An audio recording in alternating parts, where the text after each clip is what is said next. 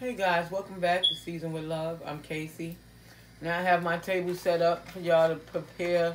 I'm going to be changing my IV bandage today for you guys on here. So this is how my bandage change kit comes. You know, it says dress and change tray. And it comes with one mask, a pair of gloves, a towel drape, a measuring tape, chloroprep, alcohol swabs, and all that. And it's sterile. It has a no stain barrier film, it has a whole bunch of dressing stuff, gauze and all that, tegaderm, and the patient label. Okay, so all that comes inside of here, the bandage change kit. All right, y'all. So I use a bio patch with my bandage change kit. Everything is in here that I need. So let me go ahead and get started. I have a pair of gloves here. These are these gloves are sterile gloves, but you could use just regular non-sterile gloves. So when I first got this implant years ago, they taught me how to put on gloves because you're not supposed to touch your glove. Let me remove my wedding ring. You're not supposed to touch your gloves. You're supposed to just handle it by the bottom half and don't touch the fingertips of your glove. You hold it here, you put it on, and you pull it down. Now after you have this one on, you can touch the top of this one with that hand, you know, this sterile hand. And that's how you put on sterile gloves, okay? So now, but these, remember, are not my sterile gloves, okay? I'm not going to be using these gloves just to remove this old bandage, okay? So I'm going to be placing my oxygen behind my back like this. I'm going to come and I'm going to open up. I'm going to remove this and this from my sterile drape. This is a sterile towel drape. I'm going to open up my bandage carefully. Okay, I'm going to remove that. I'm going to place my mask on my face. Okay. Make sure nothing is escaping and that's on thoroughly. I'm going to open up the sterile bio patch without touching it. Just open it, lay that down. Okay, these are my sterile gloves that I'm going to use. Now these gloves, you don't want to touch anything with these gloves. Okay, this is my towel drape for the kit. I'm going to open this, lay it down, place this on top of there, and my bio patch on top of here, okay? I have a mirror set up here showing me myself and what I can do. I'm going to take my chain, put that to the back. So now we're going to remove our patch. First, I'm going to open up my packaging. This is the chloroprep. I'm going to open this up and just lay it right here, okay? I'm going to open up the oxygen the same way. Oh. And just lay it right here, okay? So now with these gloves, I'm almost done using these gloves, okay? I'm going to remove the old bandaging, okay? I usually like to take an alcohol pad, okay? Get rid of all my trash and clean around the area of the bandage, okay? Now we put on skin protectant every time. I'm going to show you guys that. Skin protectant every time I go to remove and take off a bandage. So you see, I have to disconnect this, take the lining around to have this one here. So now I'm going to begin to remove this bandage, you guys. Okay, all the way around with these non-sterile gloves. Okay. And I'm going to take the used bandage and discard this immediately. Okay. So I'm going to remove this. So now you guys can see my IV area is exposed. And I'm going to change my gloves and put on my sterile gloves. Okay, now with the sterile gloves, remember I told you guys, you cannot touch the tip. Okay, you guys can get a good close look at my IV. is implanted in my chest. When I put on my sterile gloves, I will show you. I had a old, you can clearly see where my old IV site was in my chest. I had it removed just a couple of months ago. I got this new one in. This was the old one. And now this is the new one over here, okay? So now I'm going to start with some alcohol, just cleaning around this, okay? Just starting with a little bit of alcohol and getting this area cleaned up, okay? Now this is my sterile gloves, okay? Now I don't want to touch nothing, no surface with these gloves. Just touch the sterile things that I need, okay? So now I'm just going to get this cleaned up with this alcohol. Okay, not going to the site. Now, with the ChloroPrep, you want to press it on the site and hold it for 10 seconds. Okay, after you hold it for 10 seconds, you want to scrub around the area. Okay, get it scrubbed up really good around it. Around there. Going out. Everywhere around there. Scrub it really good. Okay. Now you're going to do that with two. I'm going to put this second one on there. Now, you shouldn't feel any stinging or any burning while you're holding this on your site, because it should be pretty much healed. Like I said, I got it a couple of months ago. If I feel any stinging or burning, I need to contact the doctor to make sure I'm not experiencing any type of infection.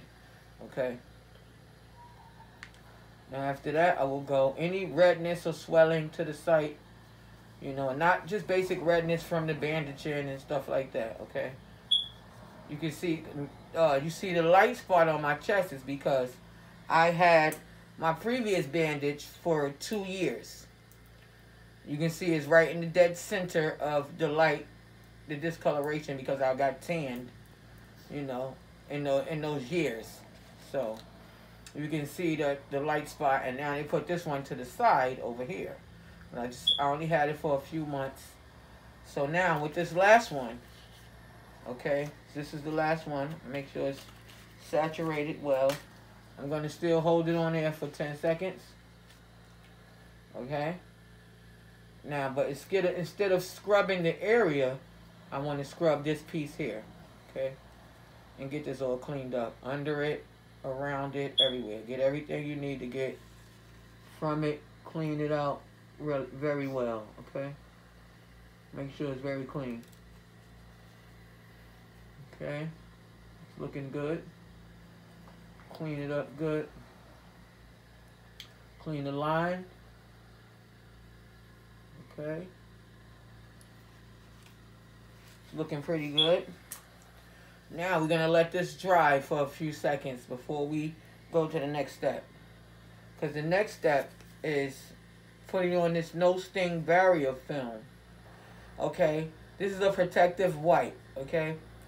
This will protect you from the bandaging and everything infecting your skin. So you want to put this everywhere around where you think that your Tegaderm bandage is going to be. Okay, so you take this. Now that that's dried, you want to put this wherever you think that bandage is going to be. Don't touch the site area, just around. Okay, this is the skin protectant.